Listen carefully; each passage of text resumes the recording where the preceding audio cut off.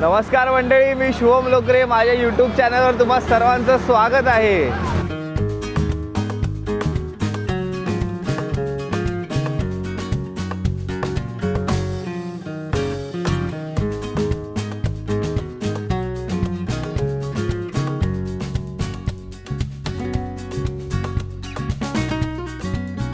आज आम्ही अलिबागला जाण्यासाठी M2M फेरीज रोरो बुक केलेले. सकाळी 7:20 आमची ही रोरो होती. सकाळी उठायला खूप कष्ट पडतात, पण एकदा इथे आलो आपण आणि हा नजारा असा पाहिला ना की सर्व थकावट दूर होऊन जाते.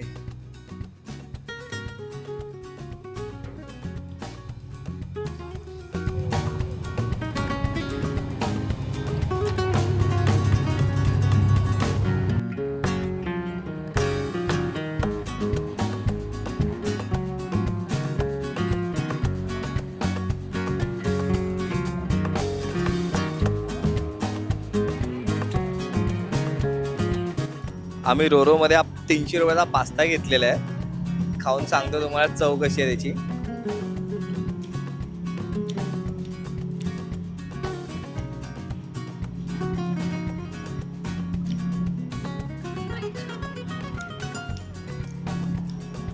एकदम सपक आणि फ्लॅट पास्ता. 300 रुपये ओव्हर प्राइस आहे, पण तुम्ही असे बाहेर आलात तर ठीक आहे, घेऊ शकता. वाव असं काहीच नाही यात.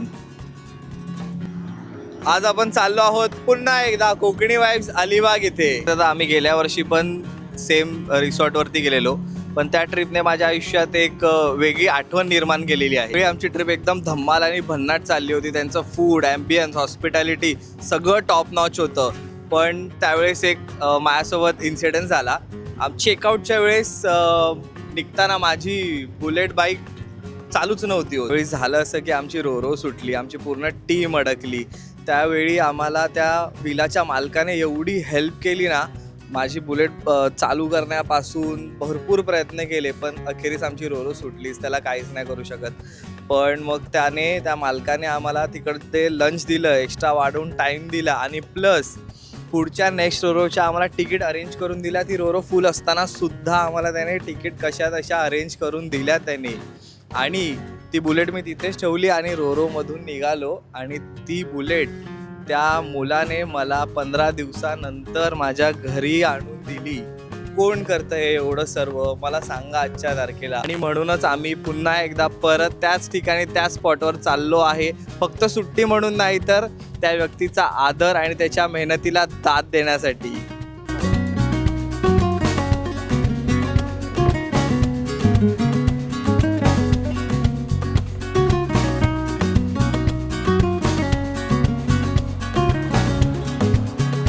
अशक्य सुंदर असा रस्ता आणि रस्त्यासोबत आपले जीवलग मित्र.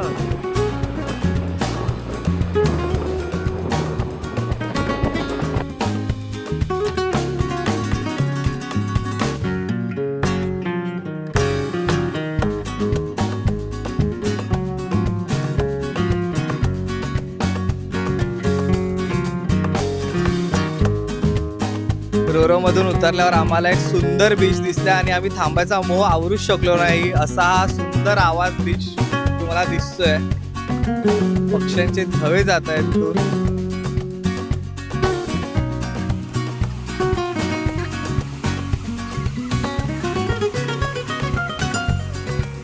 तर आता आम्ही इथे पोहोचलेलो कोकणी वाईब्स विलामध्ये. इथे येऊन एकदम भारी वाटतं आणि इकडची वाईब एकदम किलिंग आणि भारी आणि वेगळी आहे. एकदम मस्त वाईब आहे.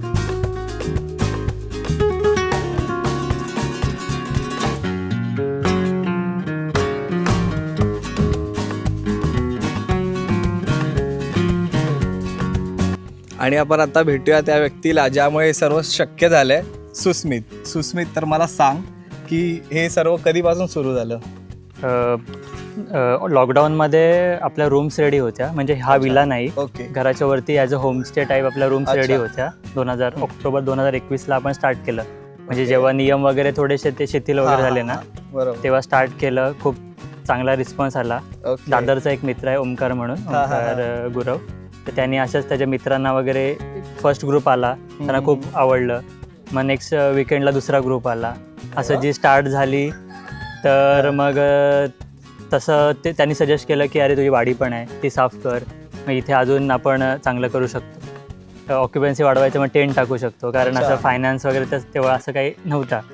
मग तिथून जी सुरुवात झाली तर ऑक्टोबर 21 ते मे आपण चांगला बिझनेस वगैरे केला, खूप चांगला रिस्पॉन्स वगैरे होता.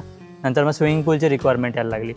मग मे महिन्यात मी थोडंसं लोनसाठी अप्रोच केलं आणि मे महिन्यात आपण पूर्ण बंद केलं परत, जे आपलं गेस्ट हाऊस आणि सगळं आपलं चालू होतं टेंट कॅम्पिंग म्हणून, आणि मग स्विमिंग पूलच्या कामाला लागलो. मग ते 22च्या ऑक्टोबरला रेडी झालं आणि मग परत पूल आणि टेंट आणि रूम्स असं आपण सुरू केलेलं. आणि विलासाठी आपण जागा प्रोव्हिजन ठेवलेली की इन फ्युचर आपल्याला कधीतरी पैसे वगैरे जर मॅनेज झाले तर आपण करूया वगैरे असं. तर इथून अशी सुरुवात झालेली. मग 23च्या नोव्हेंबरला आपण ते सुरू केलं, म्हणजे प्रॉपर 2 BHK विला आणि पूल. म्हणजे एकदम स्क्रॅच पासून याने सर्व सुरू केलं आहे. तर आपण एकदा रूम टूर करून घेऊया, बघूया.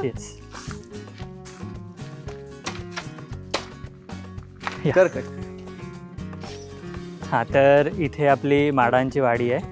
तर ही जागा आपण ॲज इट इज ठेवून इथे हॅमॉक वगैरे लावले, बसायला असे बाजले वगैरे केलेत. वारा वगैरे छान येतो. इवन मे महिन्याच्या उकाडीमध्ये पण इथे छान वारा वगैरे असतो.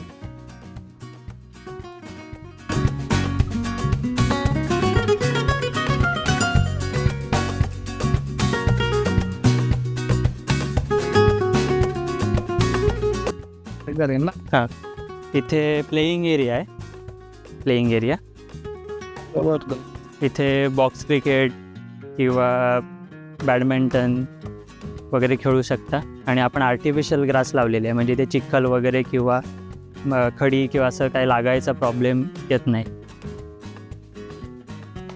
हा स्विमिंग पूल आहे, साधारण 8 ते 12 लोकांसाठी आहे. 13x22 साईज आहे, 13x22 फूट, 4.5 फीट डीप. हा ओपन किचन आहे. काय बारीक सारीक गोष्टी बनवायच्या असेल तरी बनवू शकता. फुल फ्लेज जेवण पण होऊ शकतं. आम्ही युटेन्सिल वगैरे प्रोव्हाइड करतो. आणि हा पूलच्या साईडला गझिबो एरिया, इथे डायनिंग पण लावतो आपण.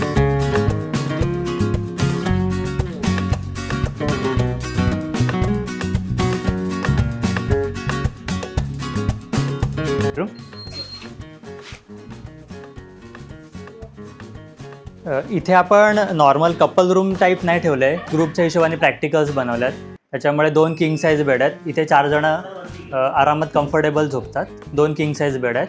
1.5 टनाचा AC लावला आहे आपण आणि अटॅच वॉशरूम आहे. बेडरूमला अटॅच वॉशरूम आहे आणि गिझर वगैरे सगळं मॉडर्न ॲम्युनिटीज आपण लावलेलं आहे. ही आहे लिव्हिंग रूम. इथे आपण 2 सोफा कम बेडची सेटिंग केलेली आहे आणि 1.5 टनाचा AC लावला आहे. फ्रीज आहे, कॅरम आहे, कार्ड्स वगैरे खेळू शकता इथे. आपण स्मार्ट TV इथे दिलेली आहे. आणि ह्या लिव्हिंग रूमची आपण असे सेटिंग केले की एक्स्ट्रा जास्त लोक वगैरे असतील ना तर आपण हे 2 सोफा कम बेड अटॅच करू शकतो. त्याच्यामुळे 5-6 जण इथे पण झोपू शकतात विदाऊट एक्स्ट्रा मॅट्रेस. ही आहे सेकंड बेडरूम.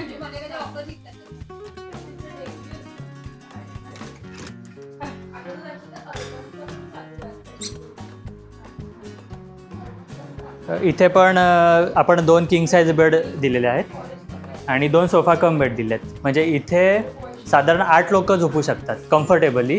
अटॅच वॉशरूम आहे आणि 1.5 टनाचा AC आपण लावलेला आहे. त्याच्यामुळे तिकडे टोटल 4 आणि इथे 8 असे 12 जण कम्फर्टेबल झोपू शकतात. तुम्हाला जर धावपळीच्या जीवनातून विश्रांती हवी असेल तर तुम्ही इथे येऊ शकता. मांडवा जेट्टीपासून अगदी 15 मिनिटाच्या अंतरावर आपली प्रॉपर्टी आहे आणि प्रायव्हेट प्रॉपर्टी असल्यामुळे कसलाच डिस्टर्बन्स तुम्हाला येत नाही. दुसरे ग्रुप्स नसतील इथे, त्यामुळे तुमचाच वेळ असेल, तुमचीच जागा असेल सगळी. अलिबागचं ऑथेंटिक होमली मेड फूड आपण सर्व करतो, त्यामुळे तेही तुम्हाला नक्कीच आवडेल. आणि आपल्याकडे इव्हनिंग स्टार्टर स्पेशालिटी आहे अलिबागची पोपटी आणि कौल फ्राय जे आपण तुम्हाला देतो. तर नक्कीच भेट द्या कोकणी वाइब्स अलिबागला आणि लवकरच या. लवकरच नक्की भेटू. तर आता तुम्हाला कळालं असेल इथे कसं यायचं आणि काय यायचंय. आम्ही तर भरपूर एन्जॉय करतोय आणि तुम्ही आला तर तुम्ही पण नक्की इथे भरपूर एन्जॉय कराल, ही माझी गॅरंटी.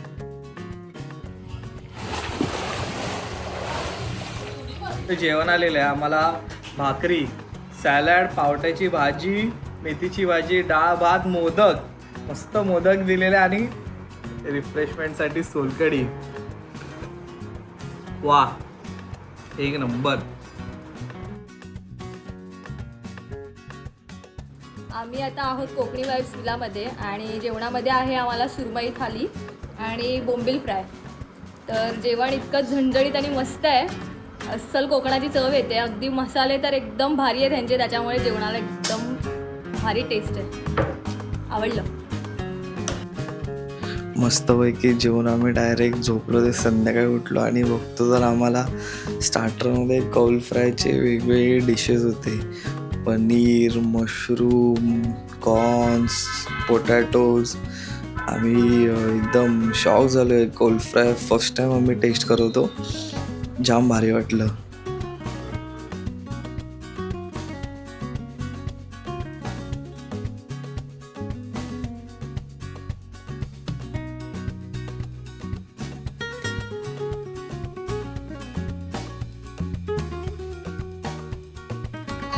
आणि यानंतर आम्ही जो धिंगाणा घातलाय ना, next level.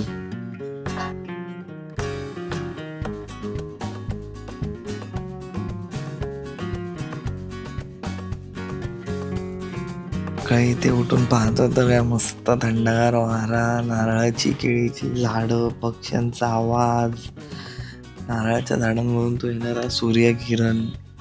Next level, top notch place. आणि शांतता इतकी ते माझाच आवाज घुमतोय.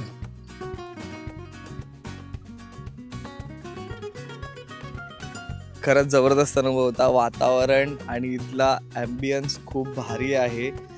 थँक्यू सो मच सुस्मित आणि त्याच्या टीमचं. त्याने आम्हाला खूप छान ट्रीट केलं. कधी कधी काही ठिकाणं आपल्या मनात घर करून जातात, त्यापैकी हे एक कोकणी वाईब्स. आता भेटूया पुन्हा एका नवीन आठवणींसोबत.